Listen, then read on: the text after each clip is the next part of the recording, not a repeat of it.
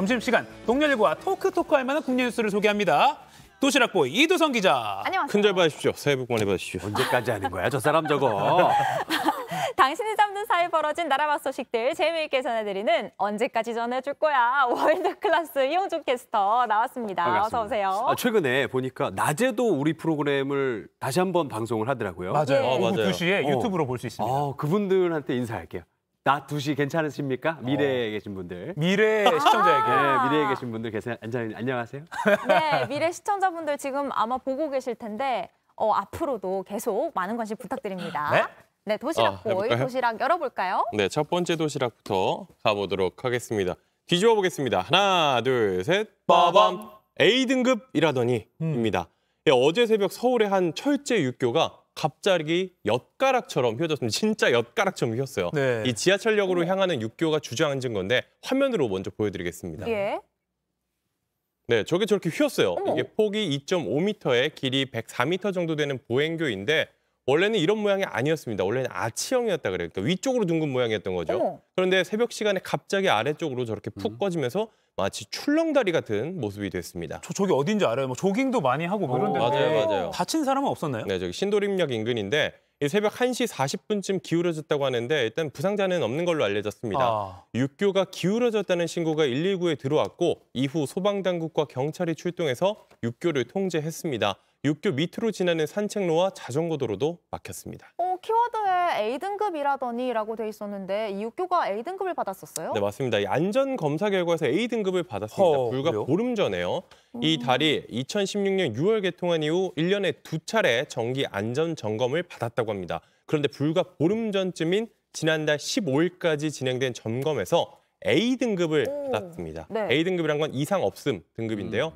그런데 사건 발생 사흘 전에 행정안전부 안전신문고에 육교의 안전이 의심된다는 신고가 들어왔어요. 네. 들어왔습니다, 분명히.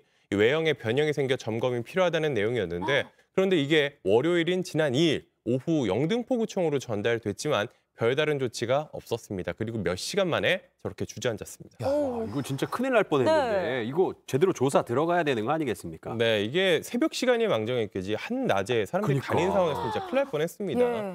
일단 영등포구는 추가 붕괴를 막기 위해 임시 지지대를 설치하고 정밀 조사를 할 계획이라고 하는데요. 결과에 따라 철거를 하든지 아니면 보수를 하든지 하겠죠. 안전 점검이 제대로 이루어졌는지도 들여다본다고 하는데 이 육교를 만든 업체는 일단 현재 폐업 상태라고 합니다. 그러니까 새벽 1시 40분이니까 정말 다행이었던 거지. 정말 이게 다행입니다. 정말 낮 시간이어 봐요. 이건 정말 큰 재해가 될 수밖에 없었던 건데 이건 정말 적극적으로 좀 조치를 해야 되는 거 아닌가라는 생각 듭니다. 다음 도시락도 보시죠. 네, 두 번째 도시락 가볼까요? 아유, 도시락이 많아가지고. 오늘 많네요. 많아가지고.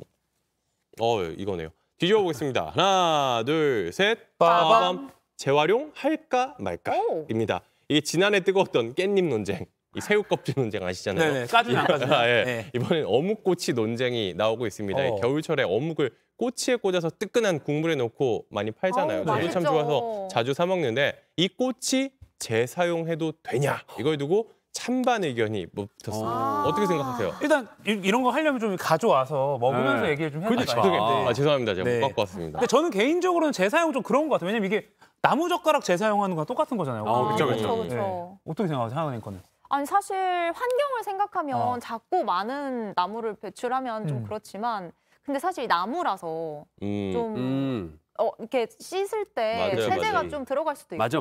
그렇게 생각하는 사람들도 있겠죠. 그래서 이런 분들을 위해서 서울의 한 구의회에서 조례안을 통과시켰습니다. 어묵꼬치 등 나무로 만든 꼬치의 재사용을 제한하자는 내용이 담겼는데 재사용을 하지 않는 가게들에게 인증 마크를 발부한다고 합니다. 애초에는 이제 전면 금지였는데 식약처의 의견을 고려해서 폐기나 교체를 계도하는 쪽으로 완화해서 개정을 했습니다. 일단 현행 식품위생법에 따르면 이 명문화된 이 재사용에 대한 규정은 없습니다. 식약처는 청결하게 유지만 된다면 이 나무꼬치는 재사용할 수 있다는 의견을 내놨는데요. 상인들 인터뷰도 한번 준비했습니다. 네. 한국으로 오는데 아무튼 싸지는 않아요. 깨끗이 씻어서 말려서 그러니까 잘 씻으면 된다는 의견이죠. 재료값도 많이 올랐고 꼬치도 일일이 새로 사기 너무 비싸고 또 환경 오염 문제도 있다 이런 의견입니다. 근데 사실은 인터넷 보니까 이런 의견도 있더라고요. 어차피 그런 거 신경 쓸 거면 길거리 음식을 먹으면 안 된다. 왜냐면 막 매연도 들어가고 막 미세먼지도 들어가는데 이것까지 신경 쓸 필요가 있느냐 뭐 이런 의견도 있긴 있더라고요. 저도 사실 뭐 청결에 예민한 스타일은 아니어가지고 그냥 먹는 편인데 제가 최근에 갔던 곳은 살짝 이제 나무가 코팅된 약간 플라스틱처럼 느껴지는 그런 재질의 꼬치를 쓰는 곳도 있었고 또 쇠코팅이 쓰는 곳도 있더라고요. 이제 뭔가 이 관리의 기준은 있으면 좋겠는데 이 취재진이 인터뷰한 한 교수는 도마 같은 나무 제품들이 있으니 거기에 준하는 이 기준을 마련하는 자 이런 의견도 내놨습니다. 네, 지금 유튜브로도 많은 시청자분들께서 보고 계신데 이거 의견 어떻게 생각하시는지 같이 댓글도 좀 달아주시면 저희도 한번 참고해 보겠습니다. 네. 자, 다음 도시락도 열어볼까요? 네, 다음 도시락 바로 가보도록 하겠습니다. 뒤집겠습니다. 하나, 둘, 셋. 빠밤. 네, 음주 말렸는데입니다. 어제 새벽 경남 거제 한 사찰에서 불이 났습니다. 네. 한 50대 남성이 저지른 일이었는데 이 범행 동기가 황당했어요. 이 사찰 식당에서 술을 마시려고 했는데 이를 말려서 불을 질렀다. 그러니까 술을 못 마시게 했다고 지금 불을 낸 거예요? 네, 맞습니다. 이게 저도 좀 믿기 어려운데 영상 보면서 설명해 드리도록 하겠습니다. 네, 밤늦은 시간에 저렇게 뭔가를 들고 한 남성이 들어갑니다. 네. 대웅전으로 향하는데 그러고는 얼마 지나지 않아서 뭔가를 하더니 그다음에 저렇게 불이 저렇게 점점 번지고 대웅전 전체가 활활 타올랐습니다. 이게 1955년 지어진 경남 거제 계룡사인데요. 네. 불은 대웅전을 모두 태운 뒤에 3시간 20분 만에 꺼졌습니다. 인명피해는 없었지만 관계자 이야기 한번 들어보시죠. 그냥 말이 안 나옵니다. 뭐. 엄두가 안 나죠. 뭐. 눈물밖에 안 나와요. 그냥. 와, 아니 저 새벽에 저기를 기어코 가가지고 불을 지른 거예요? 네, 맞아요. 아, 진짜 성의가 있다. 근데 저분 진짜 잡히긴 잡힌 건가요? 네네. CCTV에서 방화 장면을 확인한 경찰이 동선을 추적했고 화재 발생 3시간 만에 이 50대 남성 붙잡았습니다. 검거 당시에도 사찰 인근 식당에서 술을 마시고 있었다. 헐. 범행 경위는 순순히 시인을 했는데요. 경찰은 현주 건조물 방화 혐의로 구속영장을 신청했습니다. 이 목조 건물이라서 아까 사진 봤지만 순식간에 다 타버리잖아요. 잿더미가 됐습니다. 예, 안타까운 일인데 네, 다음 처벌도 좀 제대로 이루어졌으면 좋겠습니다. 마지막 도시락 네, 보여주시죠. 하나 더 준비했습니다. 바로 가보겠습니다. 하나, 둘, 셋. 빠밤. 네, 빠밤. 말이 바뀌었다. 말이 바뀌었다인데요. 택시기사와 전 연인을 잔혹하게 살해한 이기영 이 사건 소식인데요. 네. 이 전 연인 시신을 유기한 장소에 대해 처음엔 파주의 한 하천이다라고 말을 했다가 네. 어제 강가에 묻었다고 말을 바꿨습니다. 아이고, 네. 경찰이 수색 작업에 나선 지 8일 만입니다. 이게 정말 까면 깔수록 계속 더한 실체들이 나오고 있어서 좀 충격적인데 어제는 수색 작업 현장에도 나왔죠? 네, 모습을 드러냈더라고요. 네. 모자를 눌러쓰고 경찰 손에 이끌려 나왔는데 손으로 뭐 이곳저곳 가리키기도 했습니다. 아마 이제 시신을 저기다 묻었다. 이렇게 지목을 한 것 같은데 이 새로 지목한 곳은 당초 유기 추정 장소에서 3km 정도 위쪽이라고 합니다.